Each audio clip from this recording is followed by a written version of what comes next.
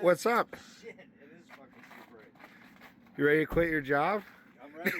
Let's do it. Let's do it. Let's do it. Let's do it. All right.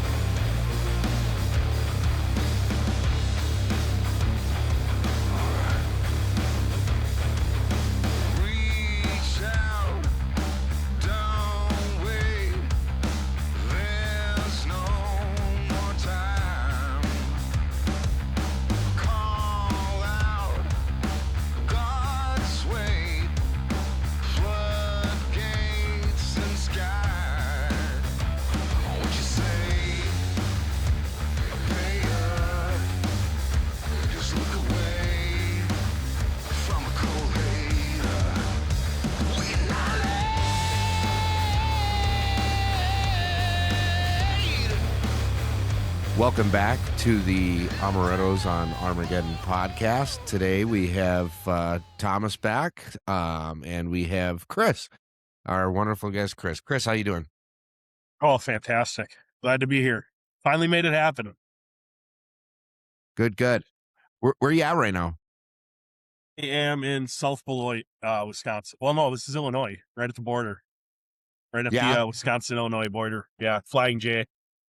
And this is like what, part way through your day? Yeah, I got up at about 3:15, but I slept like complete trash. I don't know. The allergies today are just kicking my butt. So I've had a pounding headache all day. But yeah, I put in about 3.5 hours, stopped, and then I'll end up heading back out. Hopefully I'll get to Eden, or I'll get to Hubbard, Ohio, which would be phenomenal, but I don't know if I'm gonna have enough hours to get there. But we'll see. But yeah, heading out to New Jersey, heading out to Thomas's side of the country. Nice. What part of Jersey you coming to? Tom's River. Okay, it's crazy enough. My dad was actually born in Tom's River. Yeah, cool. Oh, really? Oh, very cool. Yeah. He didn't spend very little time here, but when his father was in the Army, and he was doing some training in New Jersey, and he was actually born in the hospital there. So cool. Nice. You should go to the beach. You should go to the beach when you're out this way. I was telling Chris, I said, because he wasn't driving at the time, and I was like, hey, can you look up where's Tom's River in comparison to Seaside Heights? And he's like, it's 7 miles away. And I was like, dude, I'm going to the Jersey Shore, which I'm not going to be able to make Cool. it this time, but it'll be on the list. I'll definitely hit up the boardwalk, because that would be awesome. Nice. You gotta go get contact info for Snooki so we can bring her on the podcast. Yeah. Oh, yeah.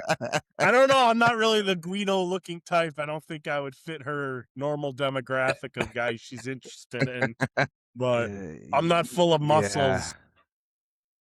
Man. Yeah, there is definitely that demographic for sure. Snooki, do they still have that reality show? They get them back together every couple of years. My wife is kind of on top of that stuff. Do they still get together on they have the reunion every year? It's such a train wreck. Jersey Shore family vacation. Yeah. It's such a train wreck that you like. I find myself actually wanting to take the time to watch it. It's just but going through high school when that show was very popular, it was nice to see the amount of dysfunctionalness in somebody else's life, and versus your own. Right. But yeah, you tune in every week and you would have, something fun would be going on. Sure. But Chris, okay, so I finally read Genesis 32. Finally got to that Did point. you? Awesome. Yeah. Awesome. Yeah, this morning. Awesome. What do you think? It was good. I was, like I said, this morning, I'm kind of out of it now. just like with my head and clarity and things. So I'll definitely reread it again. But I'm curious to know your thoughts on it. Yeah. My thoughts. So obviously you read in there about, Jacob is running from his brother Esau. And Esau wants to kill him because he stole his blessing, and then and then when he's down by the riverbank there, or running from Esau, then when in the middle of the night, the man, is Yes. how it's described, the he wrestles a man on the hill till daybreak, and then won't let go of this man, and then says, I won't let you go until you bless me. And then the man touches Jacob's hip and wrenches it out of socket, and then proceeds to bless Jacob and rename him Israel, for you have fought with God and men and have won. So in my opinion, I would say it's it's it's it's super powerful to me, because so Jacob, his whole life, he's this asshole, right? He's this asshole that you just can't, he can never get enough. He's got two wives. He's totally um ign- ignorant, I guess, of the one wife. And so his whole life is just filled with pride. And I think basically why that it's assumed that this man is an angel, wrenches Jacob's hip out of socket, is because um in order to bless him, he the angel had to break his flesh, because in a lot of instances you have to break the flesh to strengthen the spirit. um and that's sort of how I feel. How did you feel? It was, so for me, I mean, you pretty much sum most of it up. One thing that I'm going to have to do just some research on it to figure more in depth on it. But what exactly, I guess the question that sits with me is, they don't eat the tendon anymore. Got my dog here. Mhm. Hopefully you can't hear her too much. But Yeah. they won't eat it. Who is they, and what are they talking about? 'Cause Are I you assume they're not talking? talking. Yeah, Thomas, are you able to weigh in on that? No, well, no. So that's are we talking about the Israelites in general, or are we still stuck on this one chapter in Genesis? With The one they won't chapter. eat the tendon. Yeah. Do you want me to pull it out? I got it booked. Sure. Yeah. Absolutely. And Chris, just for the record, man, like what are you, just generally speaking, are you are you a believer in God? Like where do you stand spiritually? Believer, I'm taking probably the most, it's the best way to put this.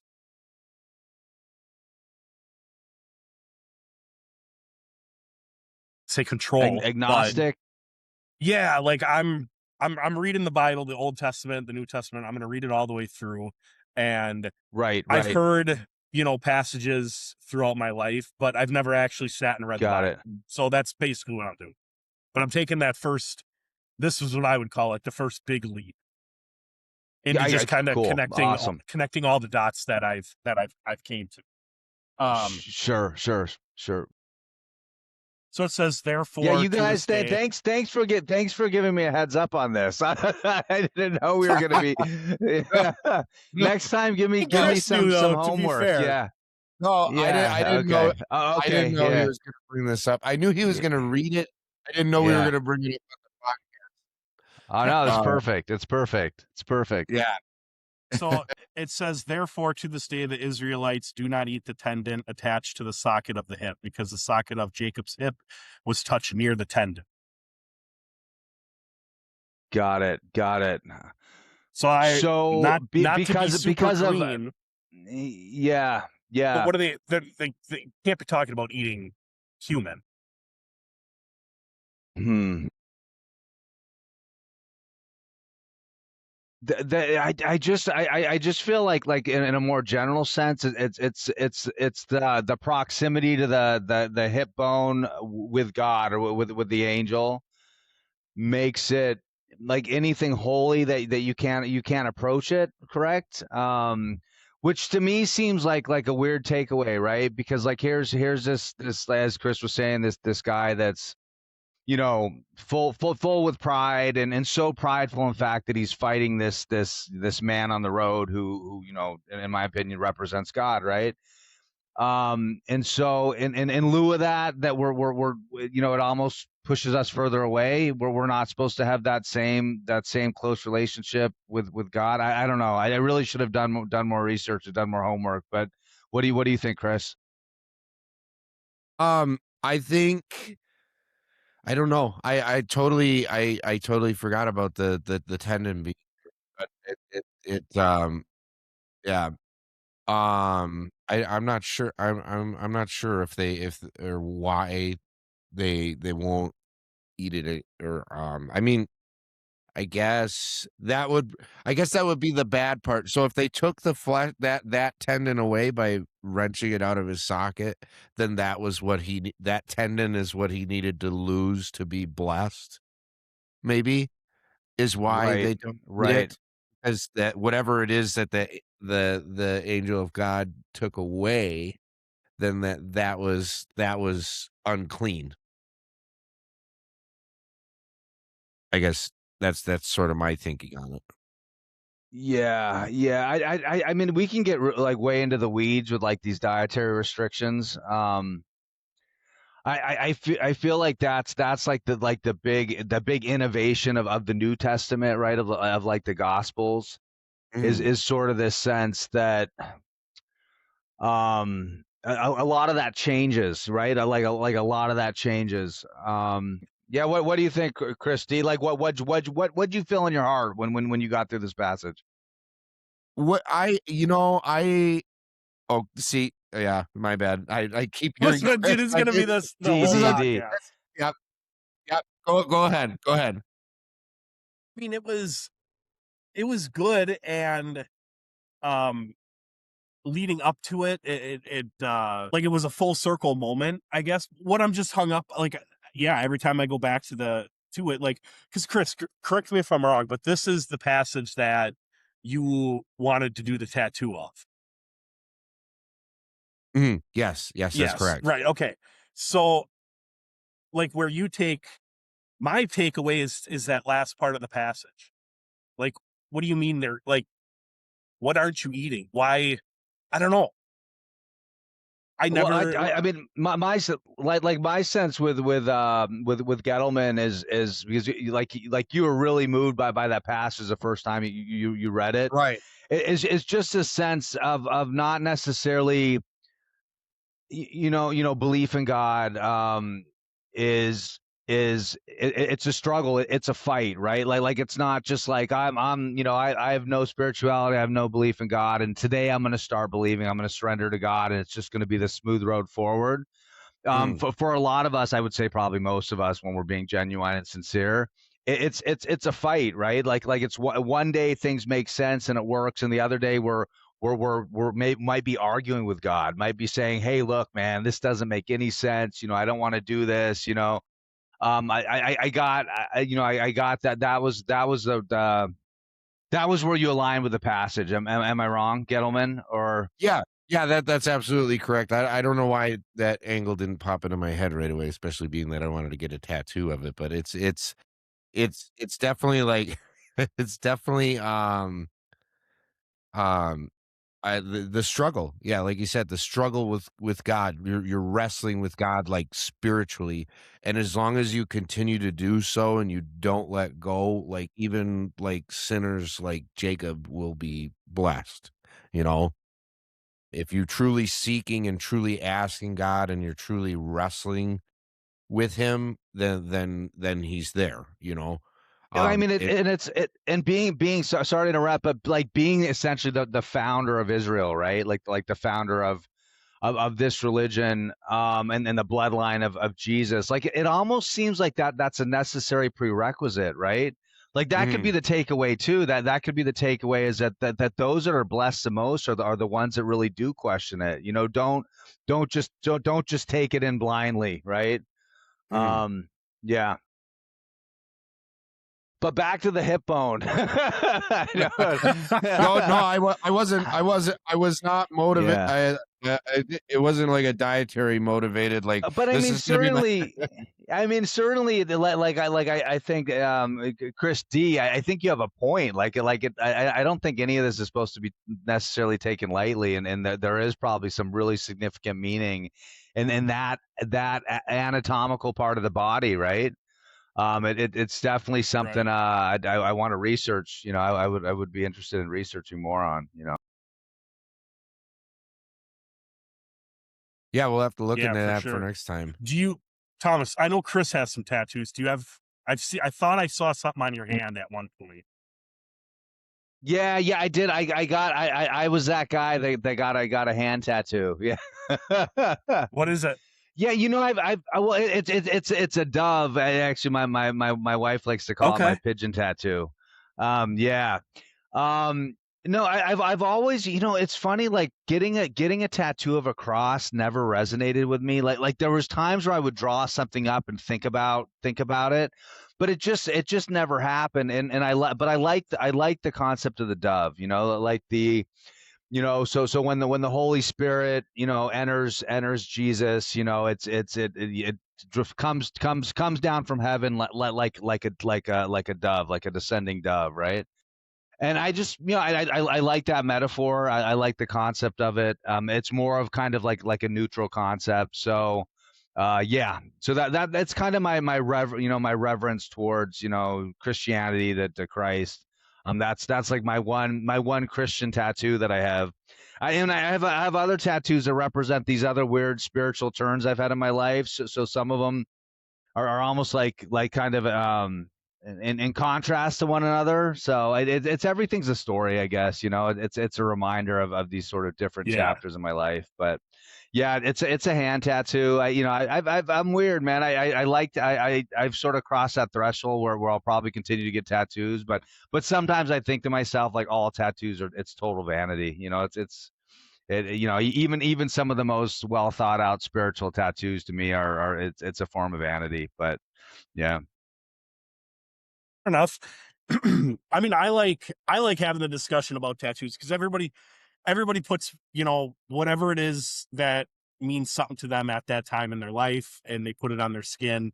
And there's always a story, you know, to go behind it. I have two tattoos. One really means a lot to me, and the other one was younger me doing some just I don't know, there's a story that goes with it, but it's do you want to get into it? What do you got? What do you Should we got? get into it? Okay, so I got one here, and then I've got writing.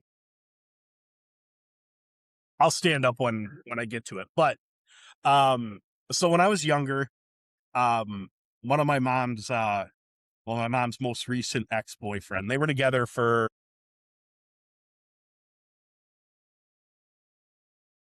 17 years maybe. They were together for a long time and on and off relationship. And one of the times where they were kind of off, I guess a little side note as well.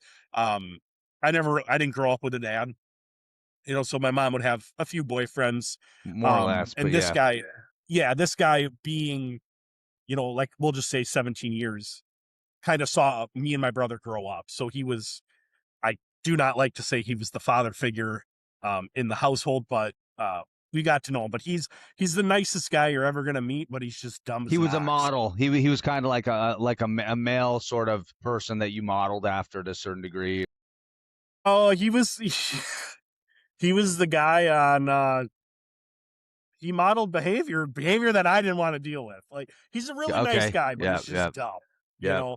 And the Yeah. reason he's dumb is kind of what follows with this tattoo story. So he he has tattoos. he was putting down payments on his next session, and we went in there and he was just talking some details, and I kind of looked over. He was like, "Have you ever thought about, getting a tattoo?" And I was like, I mean, my family has had them. I'm not like gun shy about getting a tattoo. I said, I just don't really think that I found something that I'd want to put on my skin forever. I never really put a lot of thought into it.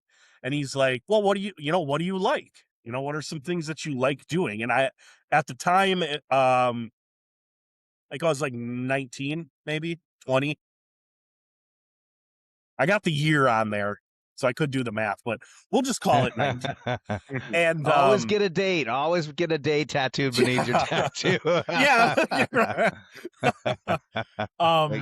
that way it but- expires too. Like, yeah. Yeah. And when he asked me, like, what are you doing with what are your interests in? What are your hobbies? What's something passionate to you? And I was like, dude, I'm like fresh out of high school. The only thing that I care about is like drinking on the weekends. And he's like, oh, so get a drinking tattoo. And I'm like, I'm young, I'm dumb, he's old, and he should be smart, but he instills this into my head about so like, hey, this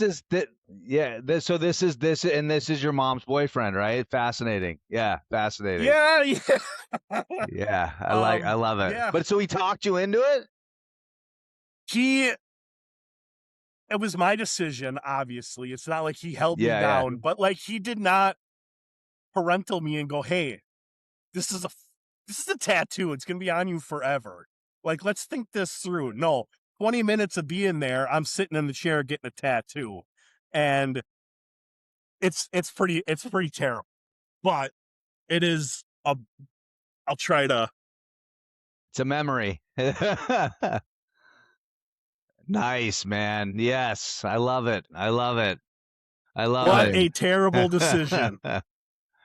And I've never, I mean, nobody's ugly after 2 a.m. Like, what are you doing? But I put it on, and I've lived with it forever. And I get teased on it every once in a while. Like when we were down in Cancun, I was rocking a tank top, and my brother commented, he's like, really, you're repping the tattoo out in the open? And I'm like, so I catch a lot of shade for it, but at some point I'd like to get it covered up and then intertwine with this tattoo, which I don't know if you guys can you tell what it says? F-A-M. Family. Familia? Yeah, well, it's that were you in a Mexican gang? La Familia. So Familia. so it's family written, this way, and then if you go upside down and you read it this way, it says forever. Yep. So that's it's awesome, an anagram. man. That's pretty family cool. forever. So I put a little bit of thought into that one. That's cool. I think that's more cool. Thought on it. But yeah, I mean, family is everything to me. My family, we're very close. My uncles, my mom, my grandma, my brother, and that's the tattoo that I'm most proud of.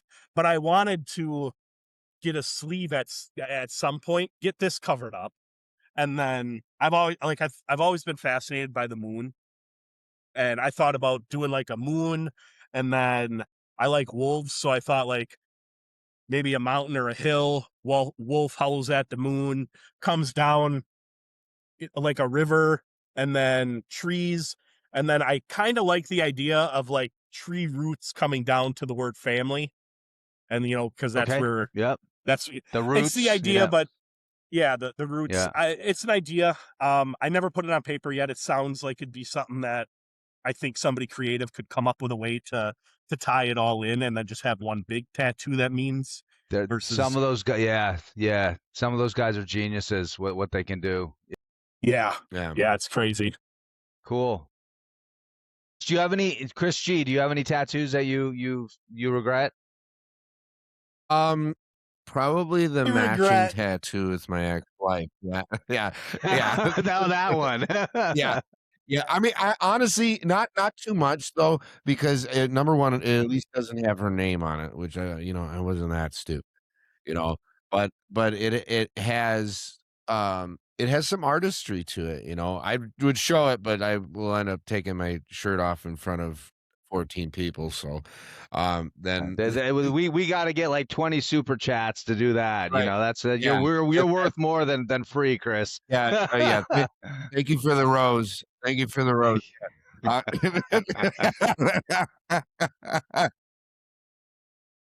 um, oh, oh my God. I don't, every time I come across like TikTok live, like it's never anything I want to watch.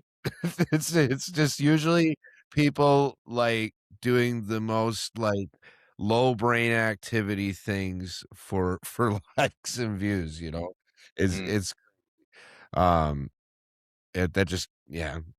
I don't think I'll be I don't think I'll be doing that. I hope this is high brain activity on this podcast. It feels like it at least. We're getting there for sure. I think there's a lot of good conversations we can have. And I mean, this is like the first time three of us have gotten on here, so I think we're doing good. You know, I think it takes a couple of these to kind of establish a chemistry and dynamic. You know, so it's it's history in the making. History in the Yeah. making. But Yeah, I was just looking at like the first episode the other day and I was like, wow, look how far we came. Like I think they were saying most people don't even make it past 10 episodes. So I'm super excited that cool. this That's episode 12. Hey, very So nice. a yeah. big deal. Yeah. That's a big deal. Definitely. So not to totally shift topics, but just because I don't want to forget about it. Like so Chris and I were talking. Just since this is conspiracy themed podcast, is Ready. it's you had mentioned, Thomas, before that it's sort of odd that like that all this Israel stuff and it was all taboo and like nobody could talk about it and people would like just disappear for talking about this stuff. Right. But Yep. but then all of a sudden, it's just out in the open and It's out everybody's in the talking. open. Yeah. Yeah. Yeah. So Yep. so it occurred to me that I was like, why would they let that happen? But I think they almost wanna let it happen, and let me know your thoughts on this. I think they almost wanna let it happen because, like, we are so outgunned, like, that they can do this sort of false flag thing that they do, where they lead us into revolting, and then they can just, we just march right into our suicide. Not saying that revolt isn't, revolution can't be the right answer, but, it's sort of, they wanna So depopulate. something almost feels like a trap, right? Like it's a Yeah. little suspicious. Yeah. Yeah, because I know it probably in as little as a year ago, like you couldn't touch these subjects. Like you just can they would deplatform you so quick.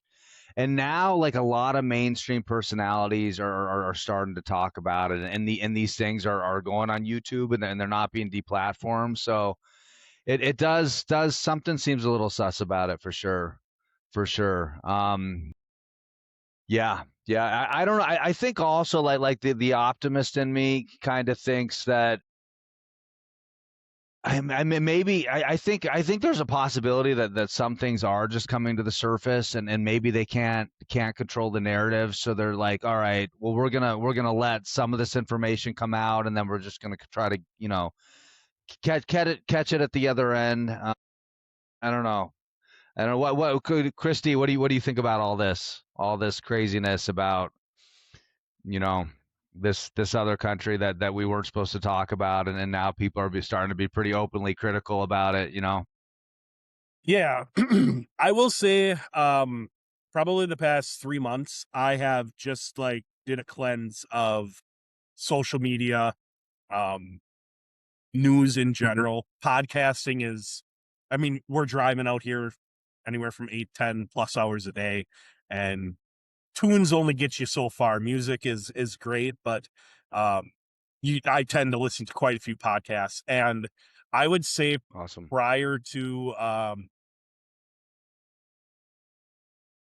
trying to think if there was anything big. Um, I don't know. Can I name drop other podcasts?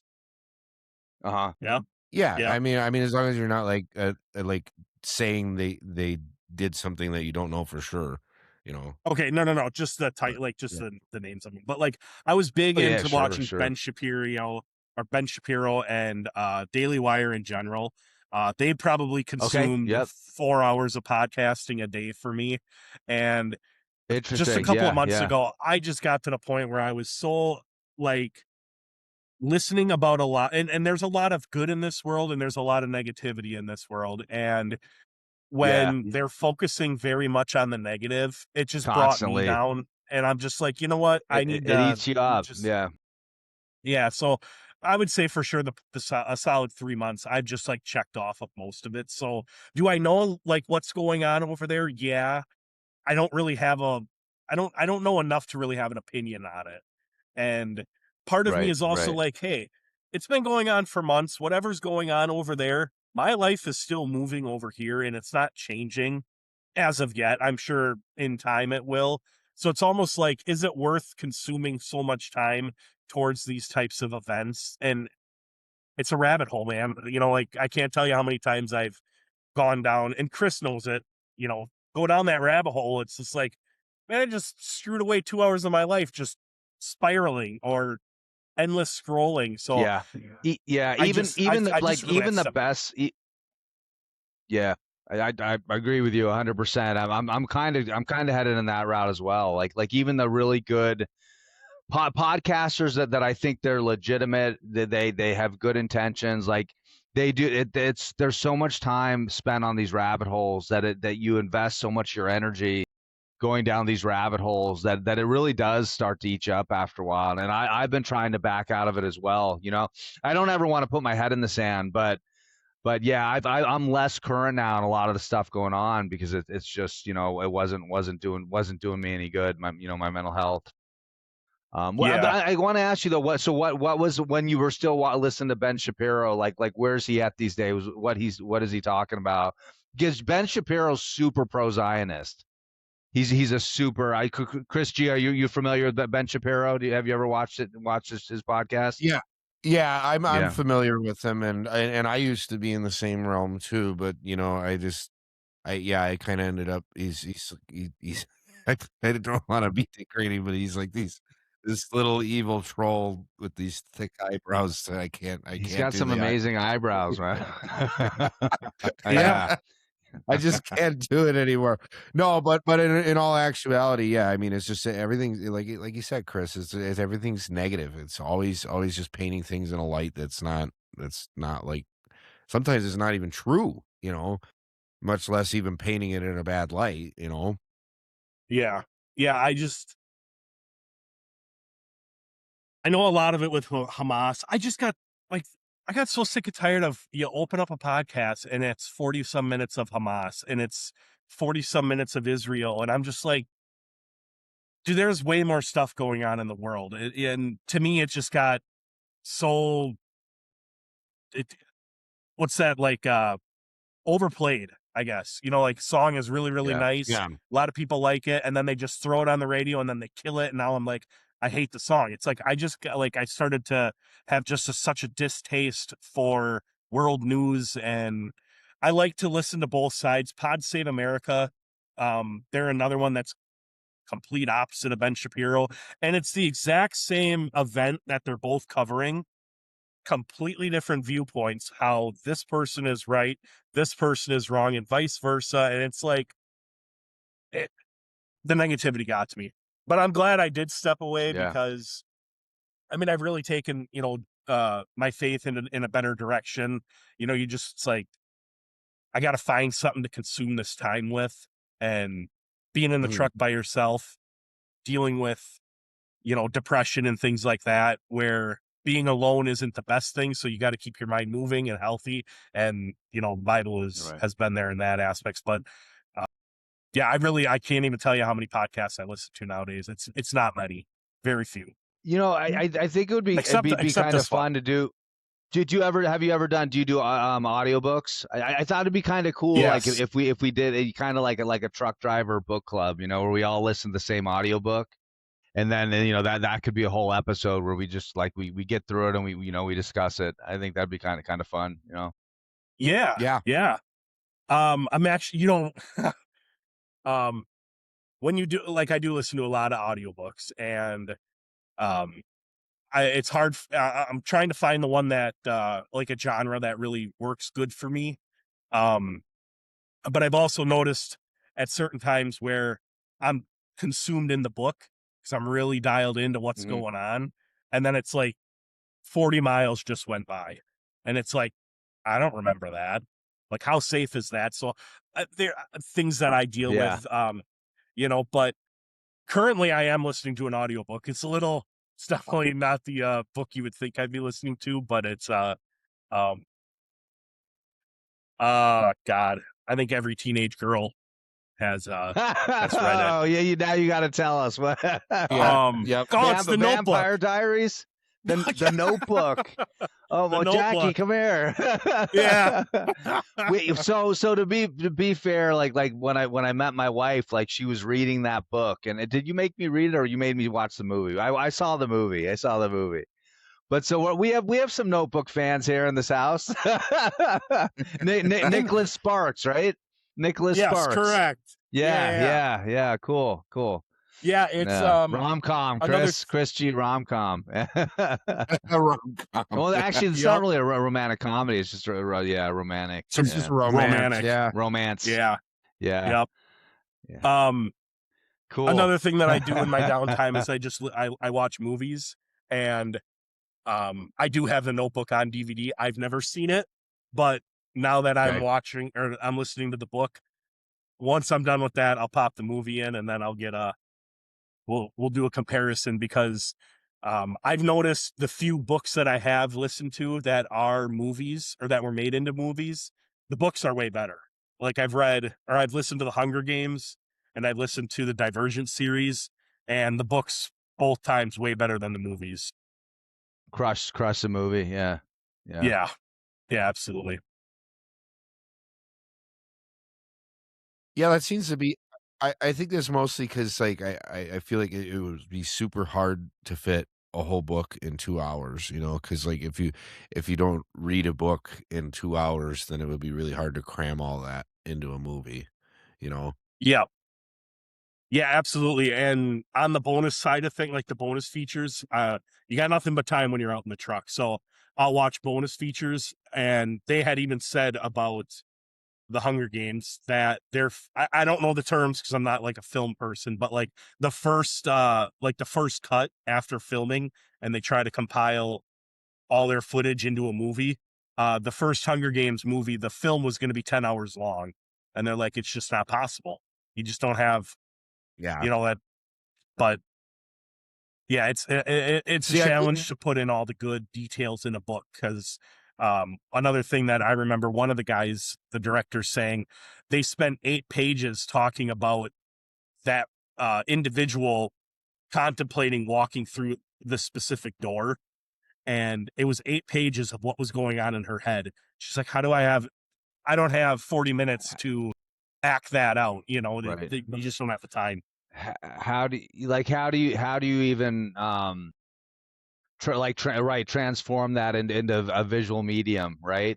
Like Right. it's yeah, man. That's an interesting topic in itself, like how these guys take books and turn it into a screenplay, because I mean that's sort of an art in itself. But yeah, I mean I've always been a bigger fan of reading. I feel like I feel like the filmmaking process is, and a lot of people that love film would get mad at me for saying this, but I feel like sometimes the filmmaking process, it's an easier medium because you can kind of manipulate the audience with just what images you show them, right? What images you show them, and then you can add a music score over it. So it's much easier to guide your viewer in a certain direction where writing, you have to just like words on a page. So there's, I don't know, but I'm a fan of reading. It settles my mind. It grounds me to actually open, especially paper. Like I got a Kindle, but just to open paper and just read. I'm a big fan. Super slow reader, but yeah. Yeah, my Well, reading and then strength like is not very good, but What's that? my reading strength is not very good. I mean, don't get me wrong, I can read, but it's nice to be able to just go back and reread and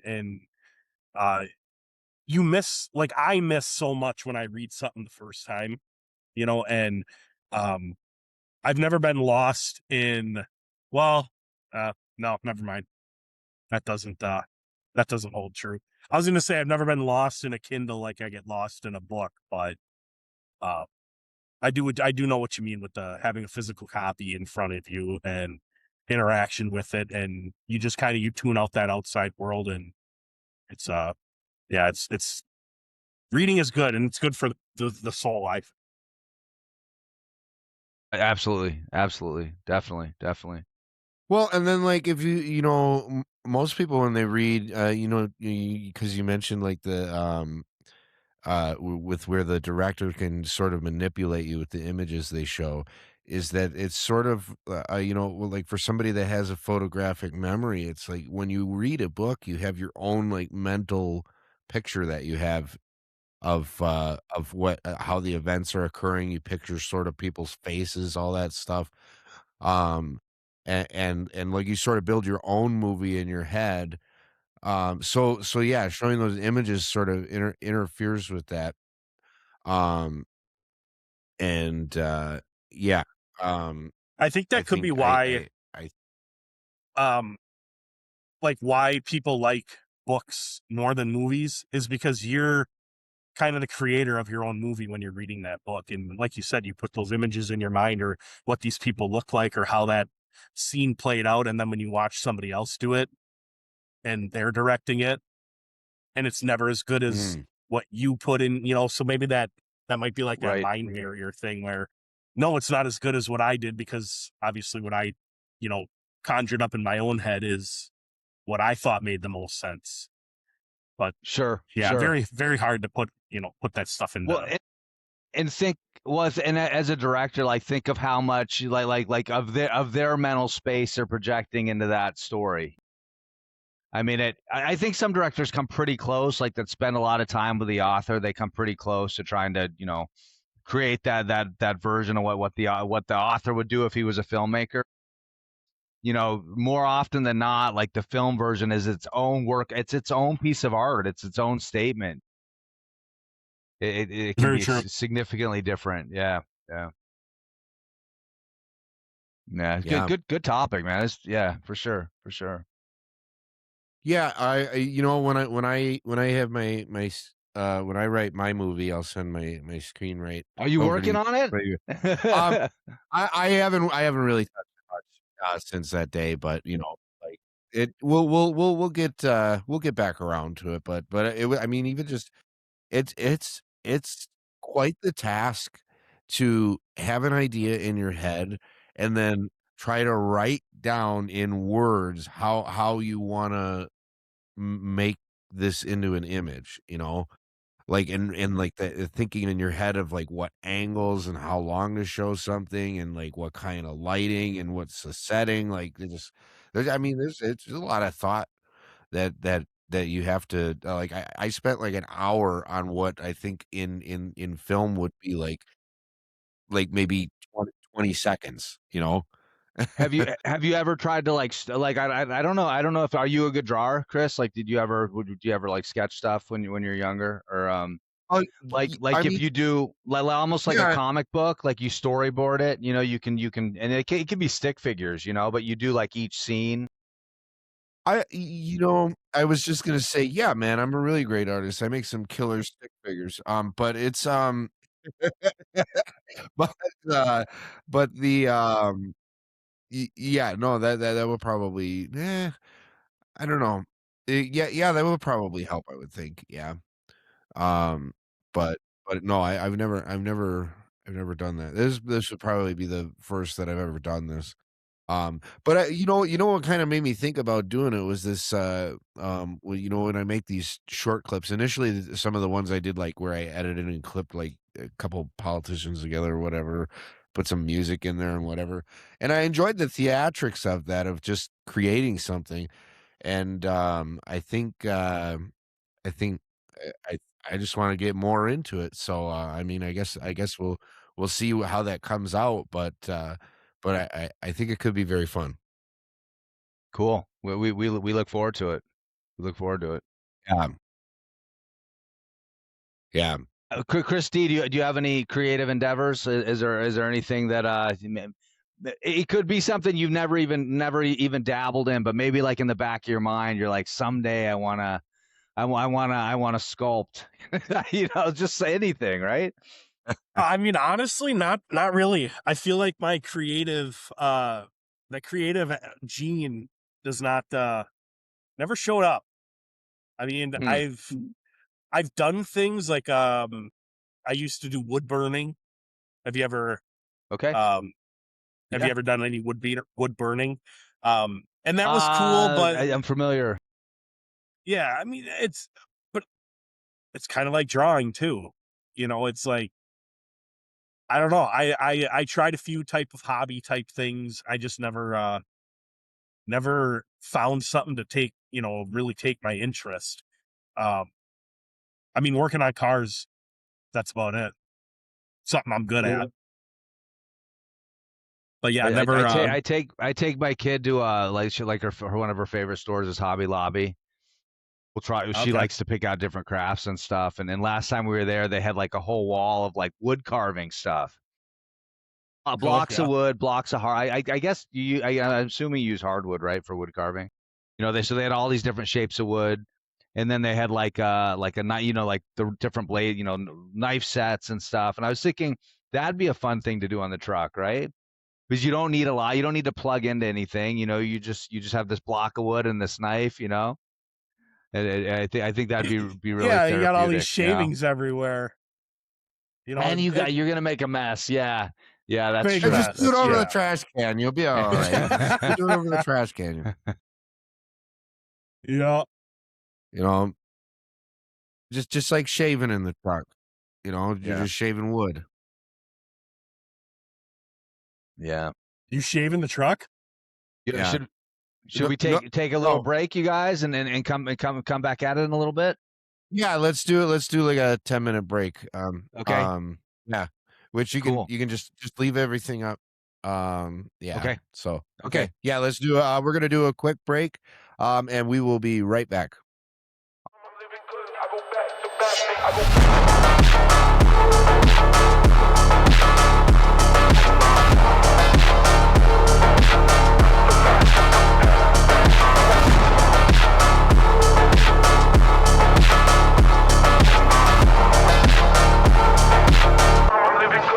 All right. Welcome back. That was a good break. Um, yeah. What were we talking about? You two were kind of getting into it and on the break about something. Yeah. Yeah. Don't know. Don't know. Yeah, I think you were commenting on my setting here. My background, my Gettleman paraphernalia. Yeah, I saw that was a little updated. So you got your guitars back there, Mhm. and then what's above there? So This it's got your is name on it. yeah, it's it's an old beer case. So like they put the bottles in. And this was How'd you get one with your name my on it? well, my folks, not my folks, my family, they used to have a brewing company. So it was Gettleman Brewing Company, or a Gettleman Brewing Company, and yeah. So some every now and then, like especially around like the Milwaukee area, because that's where they have the brewery. Like I come across stuff, and my buddy does antiques too. So like I'll get stuff as soon as I see it, I'll buy it because I think it's so cool. Who were they bought out by? Because you can still get like that original formula, right? Miller Coors, and Miller unfortunately, Coors bought them out. Yeah. yeah, and unfortunately, it actually, I believe the family recipe ended up being the recipe for Milwaukee's Best, which I hate that. I hate that beer. It actually, so that's super interesting. I can see Chris dying laughing back there as soon as I said Milwaukee's best. So okay. So your guys' family recipe is the recipe that is used for Milwaukee's best. I would like to think that somebody made some fucking very cruel tweaks to that. Okay. Somebody Enough made some said. cruel tweaks to that. Maybe somebody that was trying to sabotage the name, like, you never know. Because I hate that beer. I hate that. I mean, beer. It tastes beer's so beer. bad. If you're drinking it to get drunk, I mean, it'll do the trick. But it is not my favorite tasting of the beers. But that is so cool. So your family owned a brewing company in Milwaukee. Yep. I know that's Yep. wicked cool. Yeah, I think it was. Let me see if it says on here. Let's see. Well, I know this particular bottle, at least, is 100 years old. Huh. Dude, that's badass. And it's really funny because it's printed on here, 90 years old, but it's printed on here 9/4/36, which is my birthday. Wow. Is September 4th. So it's 9/4/36, and this happened to be the bottle that I bought from my buddy. That's insane, man. That is wow. Talk about your stars lining up. Holy cow. Definitely. Yeah. I had no idea your I family couldn't owned a believe brewery. that. That is wicked cool. Do you do any microbrewing? No. I should bring the name back. I probably get sued by Miller Coors though, because they'll be like, we bought that name, you can't use it. Yeah. But they used to run on this whole Sea Gettleman. Yeah, there we go. But they used to be sort of one of their branding things that they used to run is they had the $1,000 beer. But then it was $1,000 reward.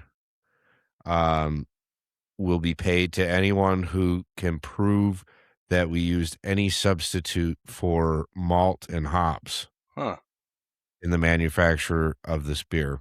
So that was their whole thing, is they give you $1,000. And I mean, in 1936, that's a lot of money. It is a lot of money. So they really, I mean, like, in context, like, I think the average salary back then was like $500 or $600 a year. Right. So this is there anybody in your family that still has like that knack, like they homebrew, or has your dad ever made beer? No. Maybe you should. Maybe it'd be cheaper. But but it's it sort of died off with that, and I want to say it was in like the 60s when they got bought out, 1960s. Okay. It was pretty early on, so everything that I find of it is old. But yeah. Where was the brewery located? In Milwaukee. I don't remember. It used to be where you could visit it, but they tore it down. About probably like 10 years ago. Now it's a Starbucks. Yeah, it's probably a Starbucks. You want, or maybe it's a Chipotle. You want grain or green? Yeah. That was a great clip, man. Yeah, that was a great clip. God, he is so hilarious. It's so true. It's so true. Like all these modern food restaurants, it's like you're at the chow hall and the service. Yeah, they slap it on your plate. Grain, green, sauce, cilantro. Yeah. Oh yeah. Yeah, he's hilarious. I thought you'd enjoy that. For the people that don't know, it's Tim Dillon, right? Yeah, Tim Dillon. Tim Dillon. Yeah. I enjoy listening to him. He's just everything's like this off the wall stuff. Like you can't you can't predict what that guy's gonna say. He's always saying something about and it's always something very obscene. Maybe this is my immature brain, but it's always something very like vulgar, profane, you know. It's such a good approach. Like since now he's getting more into politics, like I think it's like comedy's such a good approach for a lot of these things. Oh Uh, yeah, I think comedy sort of levels the playing field. Like although it breaks like the pride of like being so serious about that, and I could just start making fun of him and be like, dude, you okay over there? right. Like calm down. Yeah, like or just bringing humor into it is good because then it like I said, it levels the playing field. Yeah, it does. It does. I've recently kind of gotten into like dry comedy or even Christian comics. It may Mhm. not sound funny, but a lot of these guys it's just a little bit cleaner. I feel like some comedy has become so grotesque and like so sexual and that sometimes it's almost a little bit too much and but there's like this whole kind of like cleaner comedy scene. And like I said, it sounds boring, but there's some pretty good comics out there. Even I bring up um who's a guy I've been talking about a lot lately. Jim Brewer? Jim Brewer. Yeah, I don't know, Christy, if you're familiar with who Jim Brewer is, but No, it Jim doesn't ring a Brewer. bell. Yeah, he was like a Dave Chappelle era comic. And they Oh, casted okay. him in. Yeah, they casted him in Half Baked, which was like a weed movie. Because he I kind of has haven't. this natural look of like he always looks like he's super high, and so that was kind of like how they stereocast him for a while. Is But he the now one that is not to put a face to the name? Is he the one that gave the horse the weed? The guy they're trying to get out of? that no I know who you're talking about. No, that's another comedian, the one that goes to jail in that movie. Yeah, yeah. So it's not that guy. Yeah, no, not that guy, not Okay, that guy. But so Mm. then I don't know he's because I know recent Dave Chappelle and I know that guy. like it's just it's such a good formula that he's fallen into because he really talks about like everything that you're not supposed to talk about now, but he's still hilarious and he kind of jumps around and he's becoming more of a storyteller. So he's kind of a comic in the beginning of his bits, and then towards the end he kind of Okay. shifts to the storyteller, and he always ends with like this super deep positive message about doing the right thing, about looking out for each other, about finding peace and happiness. So it starts off by like cracking up, hilarious, and ends with like, man, that I have a different take on life, and it's just neat. It's pretty cool. Okay, fair enough. Yeah, Yeah. yeah, I'll have to look it up. Yeah.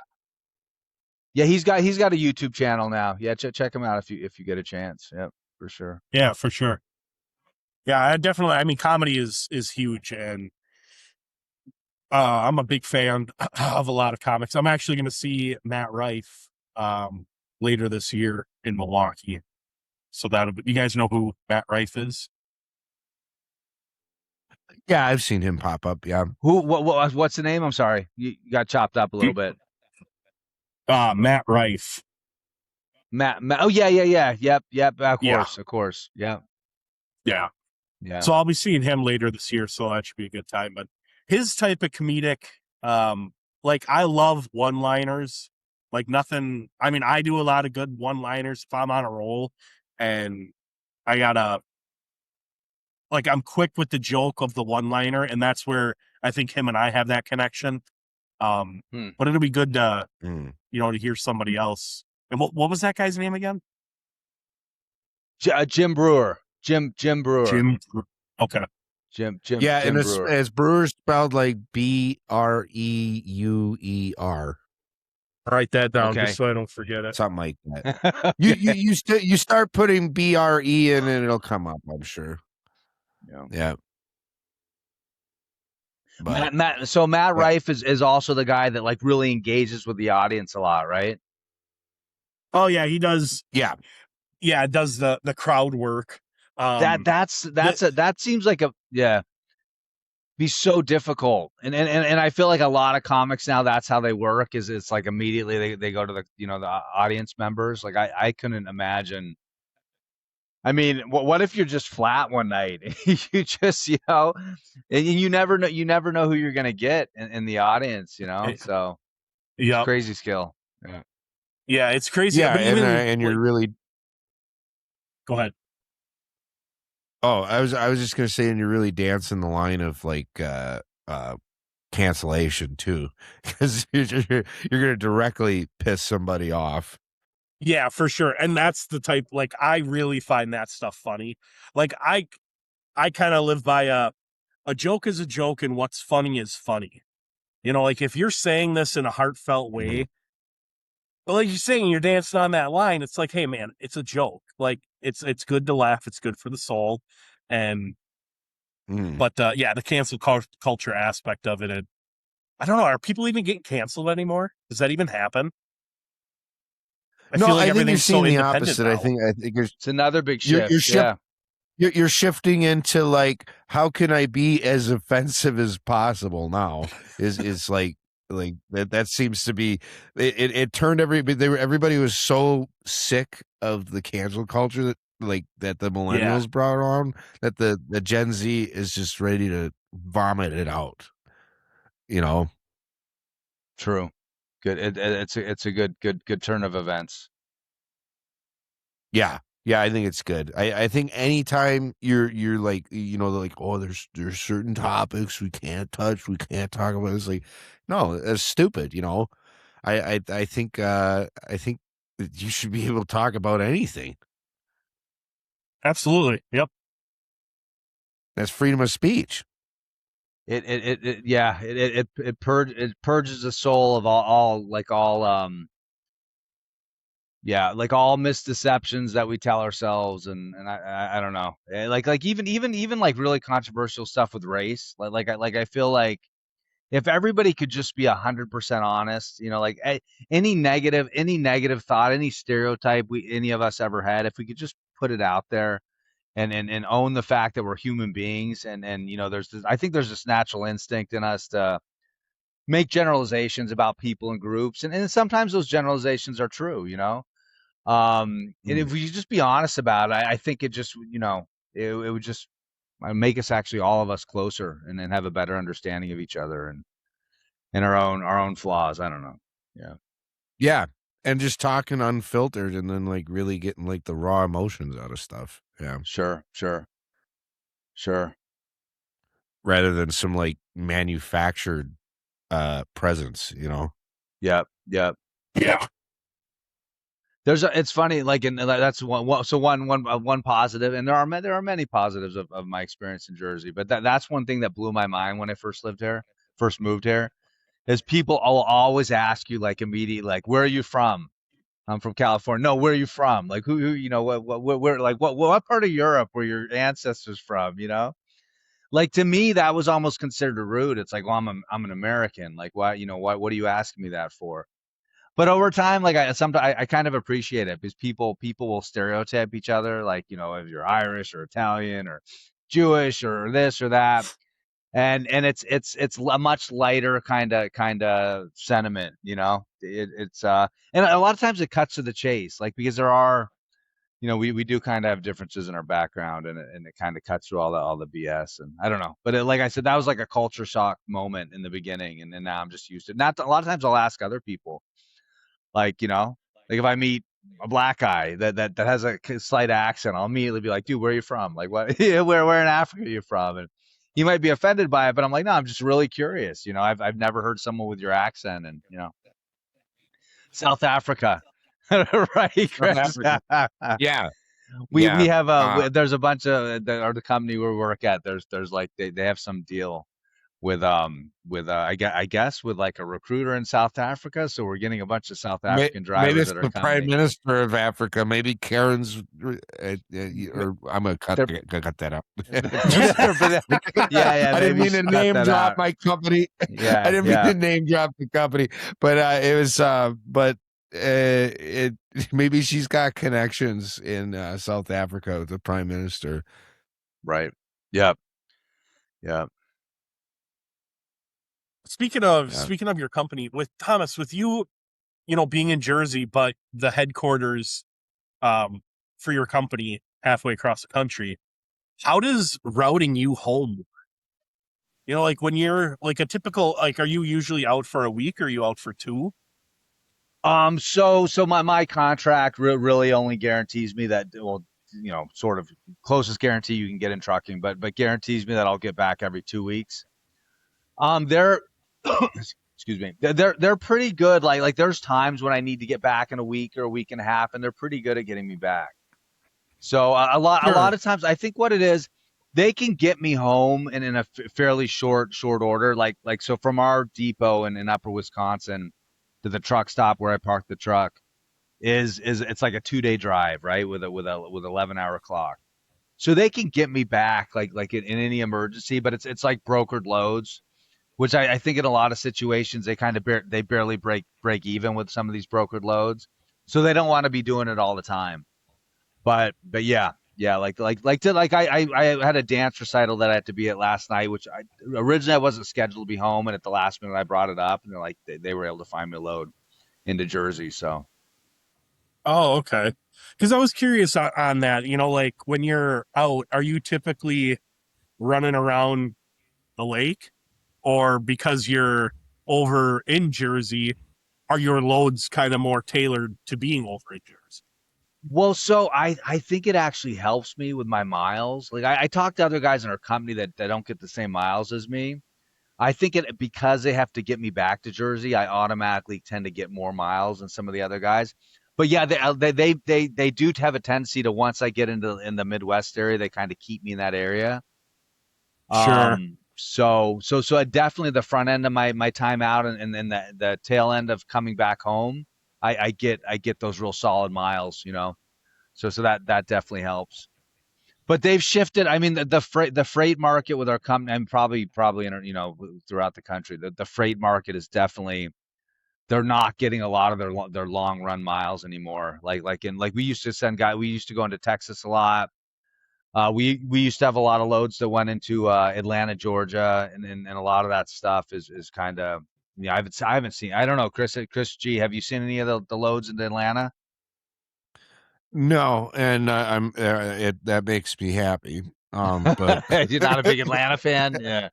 no, man. After I got back from that tour, I'm really not a big fan. I wasn't a fan of Atlanta before, and I'm sorry if any of our listeners are from Atlanta, but I might need to host a driving school down there or something.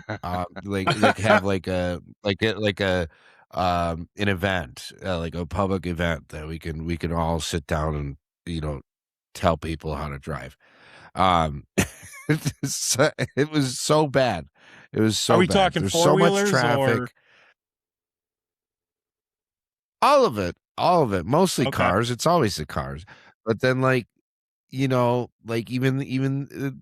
just trying to leave the venue, like the fact that like we were putting cones out in the street, trying to block the street so that I could back my truck out and leave, and there's people coming up plucking the cones off the freaking street and then just driving right past the back of my trailer as I'm trying to back up. And it's like, what have we come to that you see somebody in the middle of the night trying to do a job, right? And your first thought is, screw you, I'm driving through, get this thing out of here. I'm You know, going. I'm Yeah, going. yeah. And it made me so No. So, I hope to never I hope to visit Atlanta in the future, but not in a trucking context. Yeah, I mean, do you think as oh, I mean, I kind of the answer in this question is sort of implied, but like, do you think we have a really biased, sort of perhaps like false impression of a lot of cities based on this job? You know, that question goes to both of you guys. Yeah, I mean, like I mean, like it's like people turn into a whole different person when they get behind the wheel.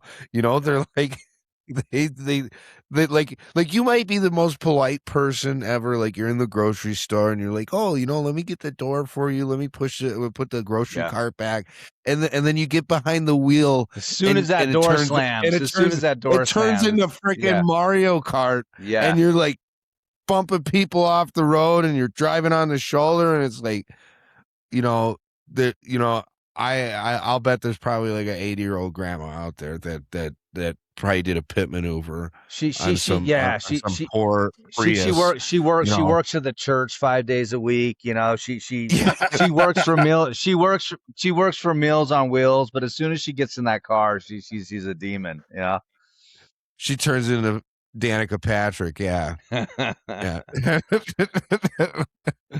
I feel like I get very much road rage or like upset. The thing with me, if I had to sum it down to like my two things I just cannot stand when it comes to driving in traffic is merging not at highway speed.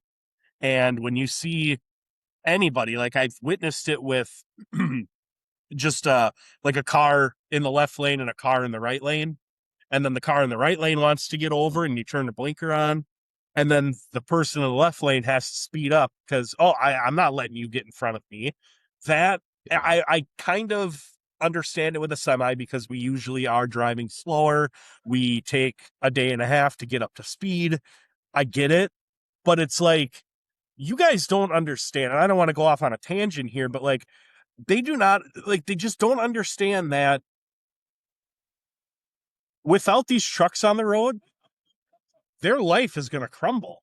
They're not going to be able to go to the store and buy what they want. Granted, Amazon will probably find a way to ship you anything, but like at the same point, like people just need to be a little bit more courteous to truck drivers. But like it happened like 2 days ago. I was driving in the right lane. Somebody in another truck was going like 48 in a 70. I don't know if they had something wrong with their vehicle or with their truck or what the deal was, but obviously I'm coming up on them real quick. So I turned the blinker on and I checked the mirror. Sure enough, somebody who was hanging like, 20 feet behind my tandems all of a sudden closes the gap. And it's like, I either need to slam on my brakes and try and stop 75,000 pounds, or you could just chill out for a half a second, let me get over, buzz around this person, and then resume your day. But I think that's the two biggest things right now that I just a hard time getting over is just them people that got to merge going 55 and then play the game where they're like almost there and then they take off and it's like you're gone. I can't catch back up to you. It's like you take way too long to find the gas pedal. I didn't mean to overtake that, but I just can't. I don't think I understand what you're saying though, where like people kind of change when they get into the car or they get into the truck, but yeah, that's my biggest gripe. It's just the inconsiderate. In your head, you're thinking about the other person, and you're thinking like it would bring you relief to be like, okay, this guy is probably an asshole outside of their vehicle too, like, but it's I mean the blinker might as well be a checkered flag. As soon as you turn it on, they're hitting the gas, but fair. Yeah, it's like you just gave him a green light, but yeah. But you just it's one of those where you just kind of got to let that stuff go. You're going to drive yourself stir crazy if you latch onto it. But yeah. I always see it like if I see somebody coming up the on-ramp and it's like, yep, I already know what's going to happen. Quarter mile down the road. Yeah. See it coming. Which I guess circles back to more what Thomas was talking about. You kind of get desensitized to like people, or like in a city, like you might have this false sense of what a city's like just based on driving in it, and like I remember when I went to Vancouver and I think I was talking about to like the house manager, the hospitality guy, and he was like, there's this, that, and that, and I was like, yeah, I hate it because Vancouver's kind of a shithole. Like, am I gonna be rubbing elbows and stuff? Like, he's like, and he just seems so kind of Guys, like I'm offended. I got to do something super rude here. We're having car issues, and my wife works like a second job on Saturdays, so I need to go mess with the car right now. I gotta cut out early. Okay, Hey, okay, let me know I'm if there's anything sorry. I can help with. well, no, Appreciate no, it. it's I okay. We'll let you go, Thomas. Maybe I'll wrap up with Chris, and then I'll just end it, and Sounds then good, yeah, man. Hey, Chris, sure. I appreciate doing this with you. It was fun, and we'll definitely Yeah, do it absolutely. again Likewise. for sure. For sure. Awesome, All right, guys. thanks Yep, for your yep. time, Thomas. All right. Awesome. Wish Yep, me luck. yep. Yeah, later. Yeah, Yeah. go get that car fixed. Yep. Bye. Keep us updated. We'll do. Bye bye. Yeah. All right, now we're back. So yeah, Thomas had to go and do some stuff and having some car issues, I guess. Maybe we should have sent you over there, Chris, to go help him Hey, fix his I'll be in car up. Jersey in a day or two. Give me 2 There you days. go. I'll come fix There it. you go. No, it's always Yeah. that's one of the definitely a big perk. I don't know about you. Have you something goes wrong with your vehicle? Do you take it to a shop? Do you have friends? Do you have I family try to member? fight it. I try to fight it as much as possible. Like I don't if I can fix it myself, I want to do it myself. Number one, because it saves a lot of money. And then number two, because like I do enjoy working on vehicles too. Um, but that's just me personally. Yeah, for sure. I mean, I've for the millions and millions that don't know, I was a professional mechanic for a number of years, and then I was a mobile mechanic. I started my own business. Short stint, but very fun. I would say it was successful, personal growth and business wise. But I I always when I dealt with customers, it's I feel very bad because the auto industry as a whole, I think, is a little corrupt. Well, a lot of things are corrupt. A lot of industries are corrupt, but I don't think there's any reason that a rotor needs to cost upwards to $100 when, granted, my research is from 2019. They can make a rotor for like a couple of bucks. There's no reason that markup needs to be what it is, but you see a lot of families out there that are struggling and something happens with their vehicle, and it's literally what could like sink or swim their life if they can't get to work, but now they got to come up with an $800 bill for this car repair. And that was something I struggled with when I was running the business, was seeing and charging people. And I was not the most expensive shop out there, but I was not the cheapest either. Um, but yeah, to see, if this is something that Thomas is able to fix on his own, that would be great. Otherwise I'll lend I'll lend a hand if I can, or advice, and talk somebody through it. But yeah, Yeah. I've taken my car to a shop once, and I was might have been 17. I was driving a 90, I think it was a 96 Cadillac DeVille. Big boat of a car, but rode super nice, and the brake line, The one of the the brake one for an lines Afro Man? I don't know. Was it a Oh, four-door? that's a coupe de Coupe Ville. de Ville. Yeah. Oh, Yeah. yeah, Yeah, yeah. that's what I was thinking of. Yeah. Yeah, that is Yeah. it was a Coupe de Ville. That is a Coupe de Ville. Mm. Mine was a four-door, so it was a sedan de Ville. But the brake line went on it, and I didn't know squat. And I was like, this thing's old as hell, probably rusty underneath. So I ended up taking it to a shop, and I paid $500 to get all the brake lines remade up. But that's the only time I've ever had to take in a vehicle in any repair, and uh, been able to handle that on my own. Yeah. Yeah. So yeah, it was just way better to just go get stuff fixed yourself, like because yeah, they do have some major corruption going on there. Weren't you telling me the other day about how they were how all these auto parts stores are going out of business? That doesn't ring a It might bell. have been a while ago, but it might have been a while ago, or what was it? Advanced Auto Parts shut down like seven. I read it somewhere, but Yeah. Advanced Auto Parts shut down like 700 stores. Yeah, Advance did. I can only say what I know and what I've experienced, but I don't think Advanced Auto Parts had its own line, like its own Yeah. production, well, line. I mean, not that they do, but like AutoZone has their own brand of product. Duralast Gold. Riley's is the same way. They have, Brake Best and they have their O'Reilly's brand. AutoZone has their brand. Advanced Auto Parts, I don't believe had their own brand. If and that kind of goes Hmm. on it where you're purchasing already finished goods, packaging them up, shipping them to your store, taking them out of the box, putting them on the shelf, and then just charging more for it because now you need to make a profit. And that's where like as Hmm.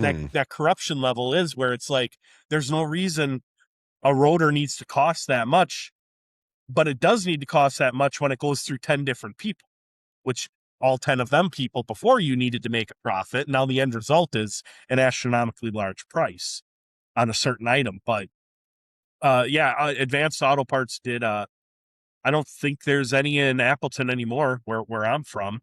I think they're all gone, Hmm. which kind of Is makes it is sense, it if is it is it sort of like a brokering like sort of deal then with all the middleman sort of stuff? Is it a similar fashion? I don't think so. Just because that's not how like I handled like when I had the business and I would buy let's just say we'll use you as an example. You need a brake job done. I Mhm. walk into the store and I automatically, because I have a business account with AutoZone, I automatically get a business discount, which is Mm. AutoZone saying, hey, instead of this rotor costing $55, it's going to cost $35. And then that is supposed to drive me to come to them more often for aftermarket parts. So I don't really think it's a brokerage thing, but like if AutoZone can get by with selling that brake pad or that brake rotor for $35 to me, why can't they sell it to you for $35? It's greed. Right. It's like, why is, and that's, I understand where it comes from because my business did still need to make money. I had overhead. I didn't have a Mhm. lot of overhead because I was a mobile guy, but if I had a shop, yeah, I would have to pay to turn the lights on and all that stuff costs money. I understand why there's a markup, but I personally, I don't understand why it needs to be so expensive. Um, but you're also Mhm. paying for, the service to be done correctly. A warranty is provided with that service. So it does make Mhm. sense why you do upcharge for certain things, but I just don't think it needs to be as bad as it is. I think there's a lot of people out there that take advantage of uneducated people that may not know. And I've heard horror Mhm. stories from my customers that it's said, like, they had a lady with a Jeep Wrangler and another one with a Dodge Ram pickup.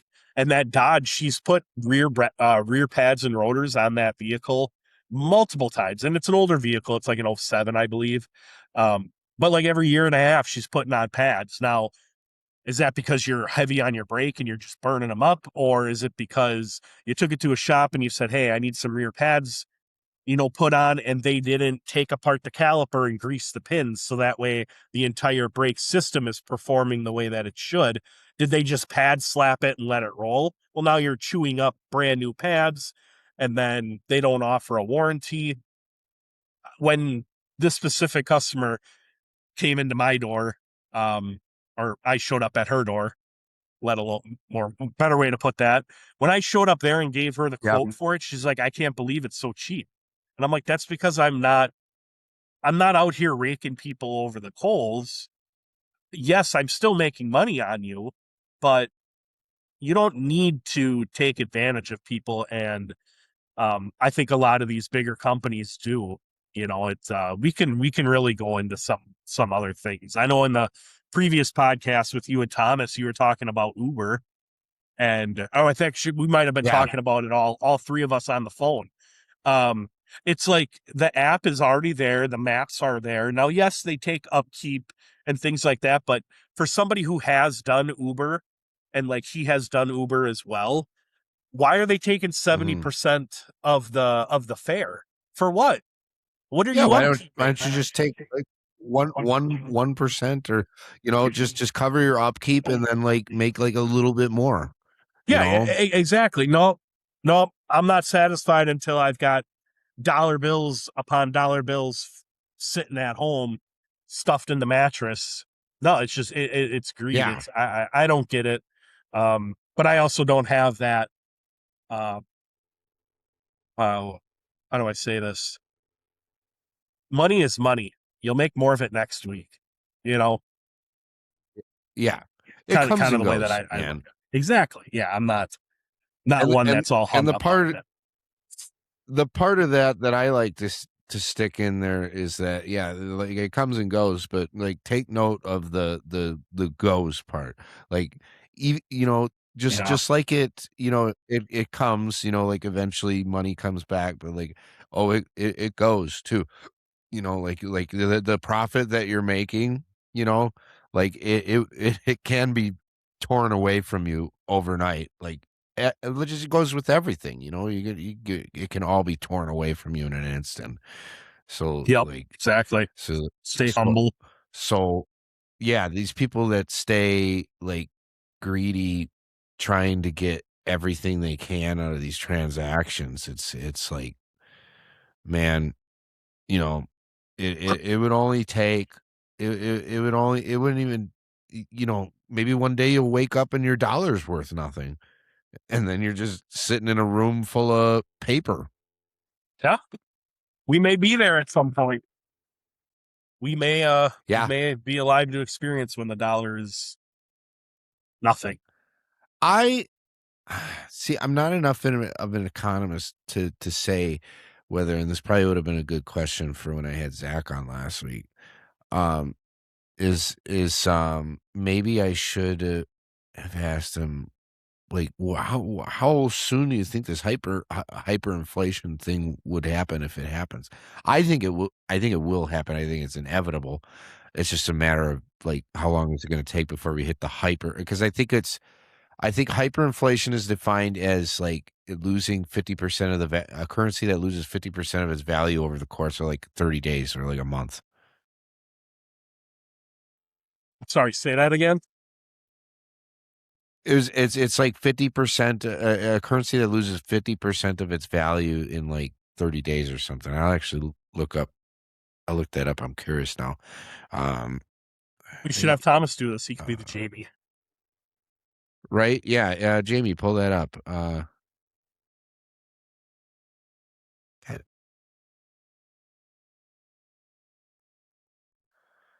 um, monetary inflation occurring at a very high rate. Um,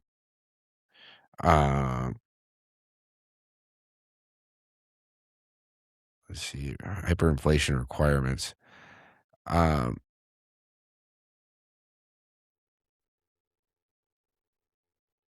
necessary condition for hyperinflation is the use of paper money instead of gold or silver coins, which I mean proves my theory of like why it's going to happen. Is I mean it's not backed by anything. Like a dollar used to be backed by Yeah. gold, man. It used to it just doesn't it doesn't hold value. Like a meaningless piece of paper as like a representation of nothing is nothing. You know, you can only have it hold value for so long. I think the only thing that we have going right now is we're trading oil in the U.S. petrodollar. But I think that's about it. You know. Yeah. How did that come up? Um, we were talking about your business, and then we got into the cost of parts. And then how did we end up in inflation? I don't know. That's I, the glory of you it, know, man. yeah, that's Gloria. I was just, it's funny thinking about it because, like, well, I mean, it didn't start with that, and then now we're on a totally different topic, you know. But just maybe more so on the cost of things is that, oh, we were saying that, oh, the greed, because it can all be taken away in an instant. Oh, right. Yeah, definitely. So you know, some of these people might be out here, a and thinking that, you know, their ship's never gonna sink, you know, and you know, all it could take is something like that, and then overnight billionaires become regular people. Well, Yep. actually, not so much because of the assets, and that's why they get to where they're at. But that's a whole different topic. But yeah, Kind of I reminds think me you got of to it kind of go reminds ahead. me of how much pull a person has. Like you had said, you could wake up tomorrow and be a regular person. You know, these millionaires out there that, Mhm. but like we as people have a certain level of power that I don't understand how we haven't capitalized on it yet. You know, like um just for instance, if every truck driver just said nope for one day, how badly that would hurt Yeah, things. And just in general, and it could be a nurse. You know, every nurse just says nope for one day. You know, every construction worker, every McDonald's worker, we all just say no for one day. And it's like it makes me wonder I how think it makes me wonder how that's never been done before. Like how is I mean, we've had organized walkouts with certain industries, and the one being that comes to my mind is the automotive industry when they were renegotiating their union, and then they organized those walkouts and hurt the company, and then finally the company's like, "All right, yep, we'll give you what you want." You know, within reason, there were some things that weren't met, and there were some things that were met, some things that were exceeded, that they exceeded what the workers were asked. But how is that why do you think that is in today's world that people aren't just willing to band together and say, yeah, we're done with this? Just for an example, the NFL, outrageously high ticket sales, $18 for a domestic beer while you're there. Why don't we just say no and do it for one season and then go, now you guys, it's almost like a reality check for those people that are billionaires. But why do you think that is that yeah. we as a society haven't gotten to that point where we're just saying enough's enough? Well, because they have us at a point of where, like, we're living paycheck to paycheck for a lot of people. I mean, I might not be, Hey, but very there are a fair. lot of people out there that are at paycheck to paycheck. So there's this sense of, like, fear of, like, if I screw up my employment, like, this is gonna be the end of me, and I'm gonna go to homelessness, you know? I mean, I think it's pretty common that a lot of Americans are typically like one or two missed checks away from poverty, you know? Which is understandable, but you'd also have to think that let's just say like I mean, I've lived paycheck to paycheck for a number of years, but Mhm. I was still able to maybe that's just because there's faith, that Yeah, it'll always work out, and maybe some God people will don't have provide, that. yeah. Yeah, Yep. maybe some people don't have that aspect, but it's like think about it. If we'll just create a scenario, you got a family of four, two kids and two adults, and they're both working, living paycheck to paycheck. They got cents in their name before payday, and then they got their check. And I find it hard to believe that in that scenario, the mother or the father doesn't skip work once. You know what I mean? We're not talking about, Right. that's where I just don't understand how people haven't realized we have the power that we do have if we just capitalized on it. But I do see what you're saying, though, that, if you're scraping the bottom of the barrel trying to make ends meet, you're not the first one to raise your hand and go, yeah, let's see where this goes. But you'd also think that there's enough people out there that would see it and maybe try to attempt it. One person raising their hand isn't going to be enough, but you got enough people that are willing to do it. I don't know. I've battled with that theory and thought in my head for a long time. Like, how is it that we don't live? I think people live in like this comfort stage, and it's not even always the best thing for people. It's just like this comfort thing, you know. I don't want to give up my comfort. Like it's comfortable and is gives me very much peace of mind to stay at one job and just follow the rules and go along with everything and let them walk over me because they don't. I think people have a fear of like conflict and confrontation. Like they just want to. They don't even care as much as they have to suffer, and it sucks, because there's people that are really getting screwed over out there.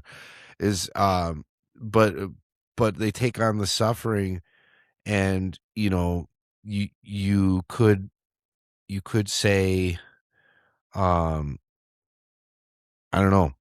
I don't know. I think there's a fear of what will happen if I don't have a paycheck. Looks like Chris cut out there at the end. Sorry for the some of the technical difficulties there. But I'm gonna wrap this up for that. It's been a pretty long one of the longer ones we did. But thank you everybody for listening. And we'll see you back on Saturday at 8 a.m. Thank you. I'm a man with a gift and I'm doing my shit like.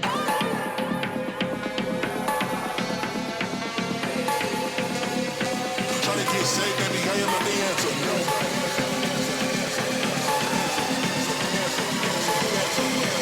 I'm a man with a gift and I'm doing my shit like.